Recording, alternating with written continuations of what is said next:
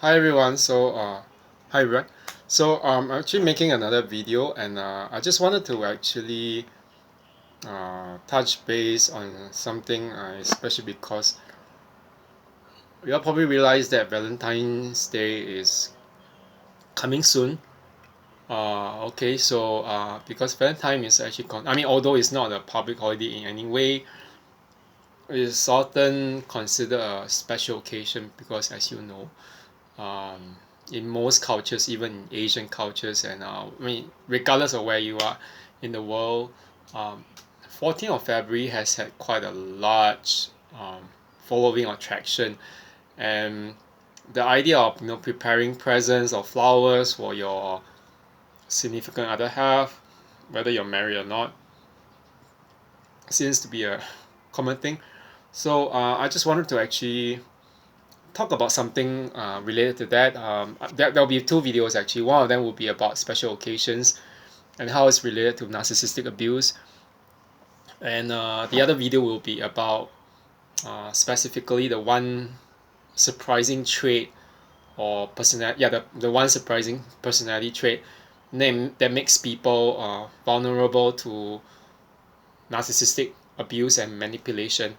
Okay, I'm gonna actually make this video about the second topic, which is about what makes you susceptible or vulnerable to narcissistic abuse and manipulation. And there's one trait that I think that most people have not really uh, covered enough of, which I believe is really quite dangerous and potentially what narcissists actually make use of to actually manipulate us. Okay, I know everyone thinks that when I talk about a personality trait that makes you vulnerable, you'll be thinking, oh, weak boundaries, people pleasing, what else? Maybe the inability to say no, and yada yada yada. Just a long list of different things that have been covered in various uh, other videos and YouTube videos elsewhere, and even in articles. I'm actually making a slightly different video today.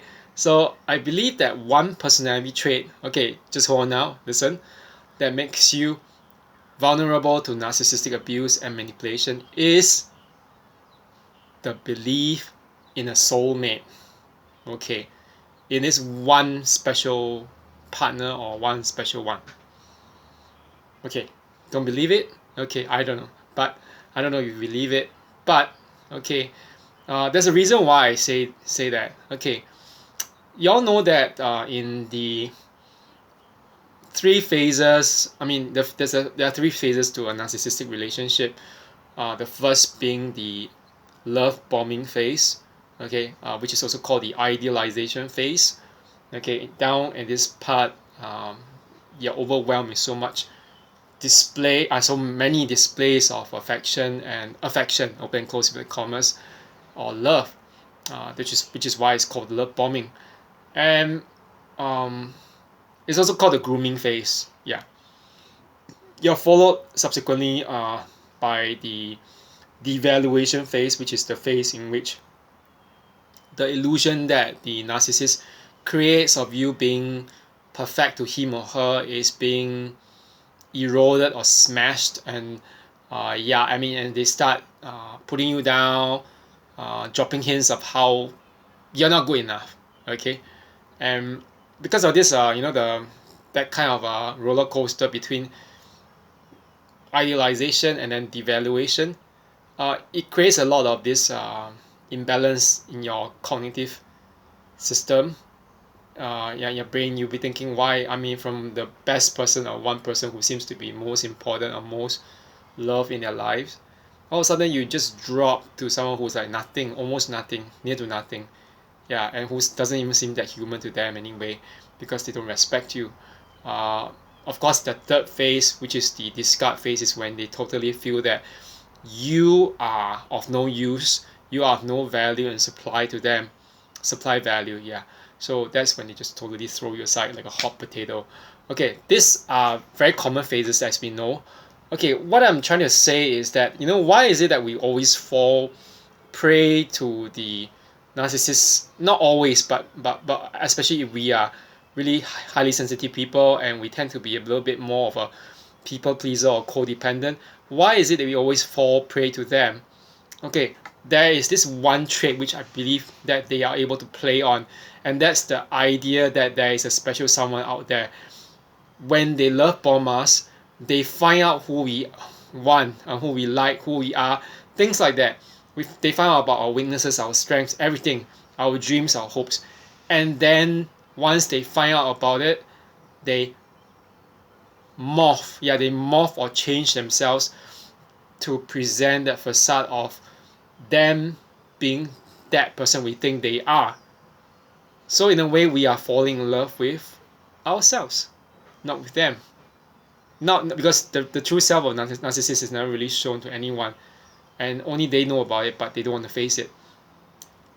So, but why do I actually say that? I mean, this trait or this belief in so-called ideal one can be potentially harmful.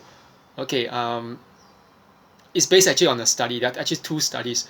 Okay, there was one study that was conducted, I think not last year, in 2021. Yeah, 2021, by the University of Padua, Padua. That's an Italian university, but it was actually led by a group of American researchers, and they actually interviewed 341 Americans. Yeah, 341 Americans. And in the group itself, or people who being interviewed or surveyed, okay, these people were basically they were presented with lists of different questions about the phenomenon of ghosting. Yeah, ghosting meaning disappearing on someone, and just without any explanation. Basically, these people just drop off the radar in terms of phone messages, internet, internet email messaging, or whatever, okay, or just simply just disappearing and altogether. So it's like a ghost, like Casper the Friendly Ghost. You just disappear. Well, I don't see the person. I don't see him or her anymore. They found out that actually, in fact, among the 341 participants, actually, with 23% of them being men, yeah, they found that those, let's say about 51%, yeah, at least 51% of the people in the group tested as actually positively, yeah, narcissistic. Not just narcissistic, but that they actually had dark triad traits. Okay, dark triad traits meaning the triad meaning narcissism, the desire for excess adoration. Okay, there's psychopathy, a careless or cruel disregard of other people and their welfare. And the third one being Machiavellianism, a tendency to actually manipulate other people. So they found that at least 51% of those who were actually surveyed among the 341 people in the group were actually more likely to conduct ghosting. Yeah, and at the same time, while they were more likely to conduct ghosting towards someone if they feel that the person is not uh, viable as a possible partner in the future. There was another catch to it, being that the test itself wasn't just on ghosting, but it was trying to make a connection between ghosting and certain dark traits, and he found that this 51% of the group potentially also exhibited dark traits more frequently. So okay, why do I say that this is, the belief in this so-called ideal partner, or the one out there, is also more likely to make you vulnerable. Okay, to actually narcissists. Okay, there was another study. I think it was a separate study. It was done way before that. There was, I think, in 2019. Yeah, 2019 or 2018. It was conducted.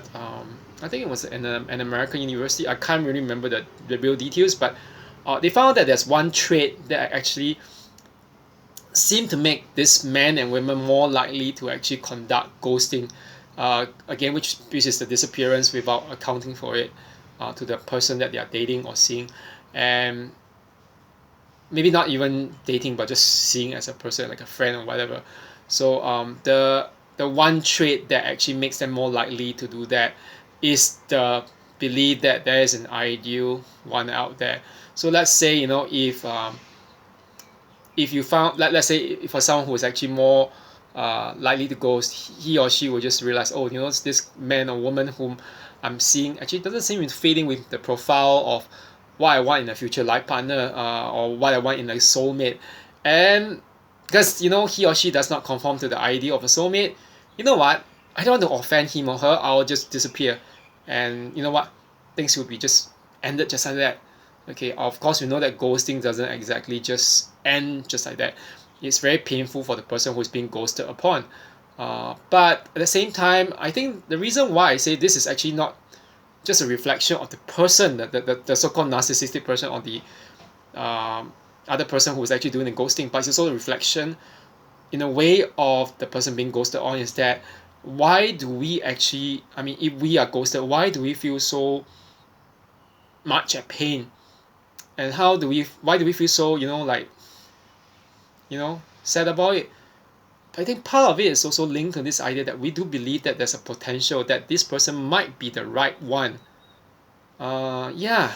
So that's the thing that I think we should just watch out for. Please don't ever fall for that soulmate effect that people actually, give you at the beginning. I mean, this is what narcissists and psychopaths and sociopaths do at the beginning. They will always project to you onto them. I mean, put it upon themselves and then project to you that they are probably the one with a capital O, not just a small O, but a capital O, the one and only one who was meant for them. But we know that, in all honesty, even if someone is really good for you, or I mean, we only we don't just take one time or like a few hours or minutes to know that. We take maybe years or months of knowing it to know their true character. And this is not what a narcissist style is. A narcissist just goes for the kill, goes for the prowl immediately. Okay, so yeah, that is something that I think we should be careful about. And I hope that everyone learns that lesson, especially that probably there's no real soulmate, that but what that which we actually make out of that relationship. And most of the time, especially if you are in a so-called relationship with a narcissist or someone who is narcissistic, there is no soulmate to talk about. The person cannot change into a soulmate no matter how much you actually try to convert him or her, because they will not change for the better. Okay, so that's it for now. And yeah, I'll talk a little bit more about the other topic that I actually was talking about later. Okay, so otherwise, have a good week ahead. Okay, bye bye.